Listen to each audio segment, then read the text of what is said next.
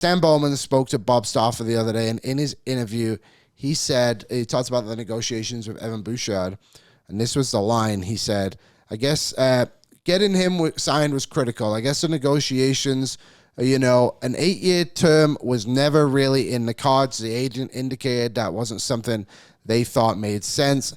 I think it's really a function of the salary cap, and that's what's going on. We certainly know the next 3 years is going up considerable amounts. We do know what those numbers are, and I think we don't know where it goes beyond that, but a projection that it will continue to rise. He also went on in that interview to say how much he just loves to play in Edmonton as well, and he was like, he wanted to be here. He also mentioned they had spoken to teams in the NHL about a potential offer sheet and fully expected one to come down if they can get this deal done. So, I think this is just the future.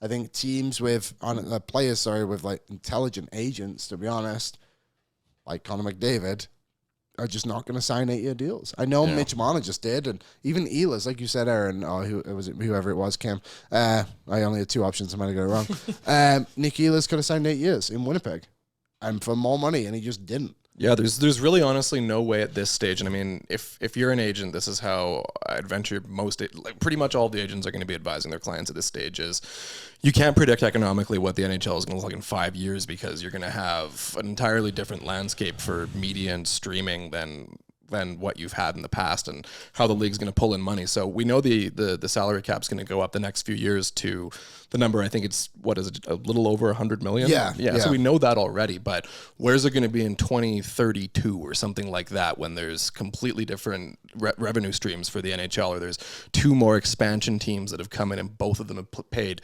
$2.5 billion to come into the league or whatever it's going to wind up being.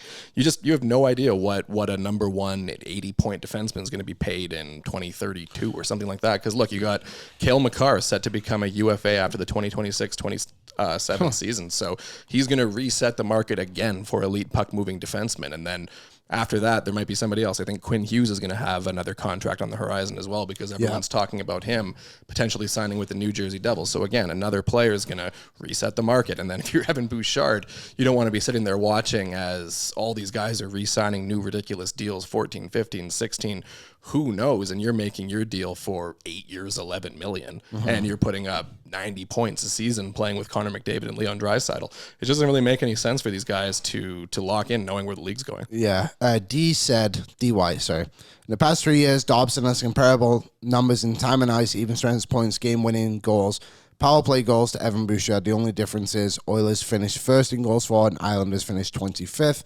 I would also tell you something that isn't comparable is Noah Dobson has 10 career playoff points. Yeah. Evan Bouchard had 23 last season. Like an all-time playoff performer. Yeah, 81. And I think, that is the big difference that you need to wrap your head around with this. And obviously, Dobson hasn't necessarily had the same way of going about it, but the Islanders made the playoffs 2 years ago, and he only had a point.